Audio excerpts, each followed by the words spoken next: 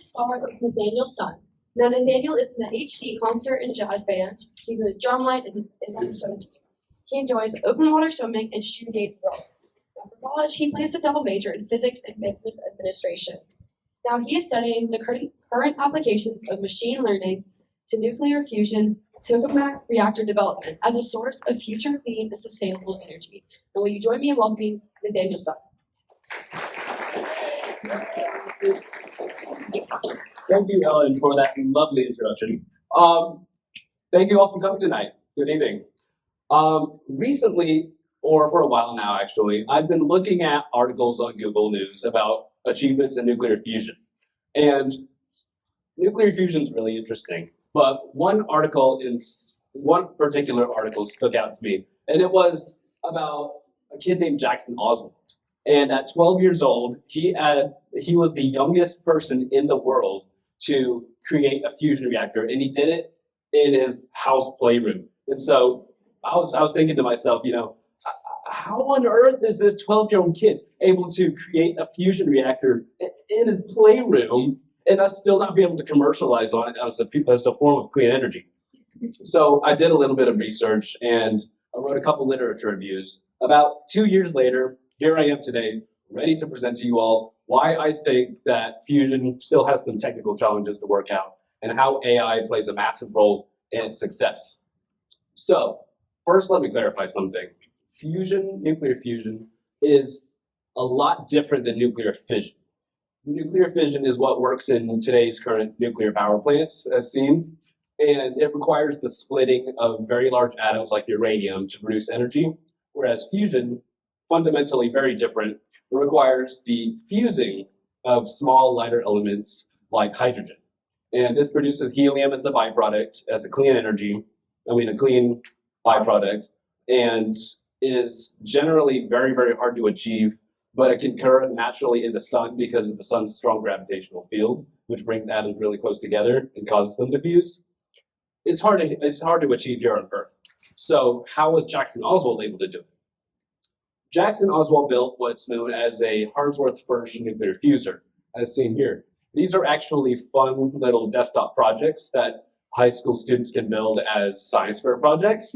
And they have a little coil inside. It's running a really, really, really high voltage magnetic field. And this magnetic field is not very, very strong, but it allows for fusion reactions to occur maybe 1 in 1 billion occurrences or collisions. And so technically the reactor is achieving nuclear fusion, but it's nowhere near what we would need to commercialize any or make any electricity, essentially. So to actually commercialize fusion, we need what's known as a tokamak reactor. It's this gigantic donut-shaped plasma reactor that essentially confines plasmas with a bunch of large coils surrounding a donut-shaped hydrogen plasma. Now, this hydrogen plasma, because the reactor is so large, can be really, really hard to contain and stabilize. And that's where AI comes into everything. The reason we haven't been able to commercialize yet is because this reactor cannot be stabilized such that we can produce more electricity than the reactor essentially has to require to contain plasma.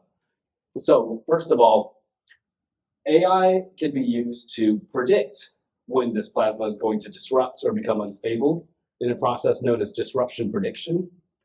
A plasma disruption model could essentially state in 5-10 seconds the plasma is going to become unstable, and it sends a signal to either the disruption mitigation system, or DMS for short, which immediately takes measures to kill the plasma, or another AI model that can control the plasma.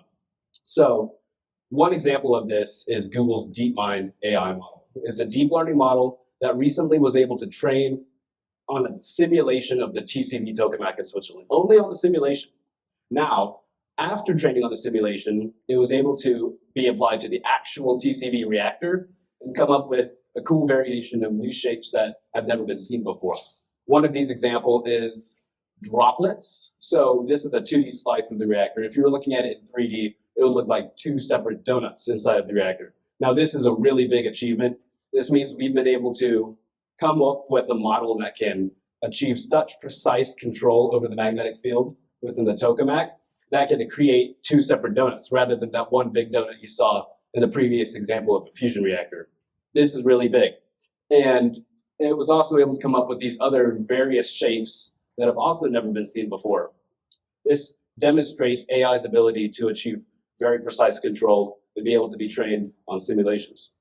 So thirdly, have you ever interacted with an image generation model like DALL-E? This is a very similar concept. While it's not exactly the same, the prompt to this model would be tokamak data. And the model would be able to then generate 500, 600 examples of your input example data. So why this is important is instead of having to run, say, 500, 600 experiments, which are super expensive and dangerous to a reactor, you could just run 3. And then based off of these 3 experiments, the AI model would be able to simulate what would 500 other experiments look like. And then those data points can be used to train other AI models that you might need. So what does this mean for the future? In 20, 30 years, how exactly will AI play a role in fusion? Ultimately, I couldn't tell you. I don't really know what it's going to look like. And this leaves a lot of blank space. Now, I see there being a potential for really, really cool advances. For example, maybe we'll have a model like ChatGPT be able to explain exactly what's going on in a reactor and write about what's going on in the plasma, or maybe even come up with its own reactors, writing very detailed research papers on why they would work. Ultimately, I don't really know. But in the future, things are going to be big. And while maybe the stuff we do today seems really small, every bit of research, every research paper that we write doesn't advance the field spectacularly. Ultimately, everything we do today is going to impact the clean and bright future we have. And so what are my next steps personally? I plan to work on research involving transfer learning, which uses an AI model to train on one tokamak and then predict a disruption in a new tokamak that is never seen before. This is really big in the field of fusion because in big future reactors that we can't afford experiments that may disrupt or cause danger to the reactor, we need to have a model that can train on reactors that already have disrupted.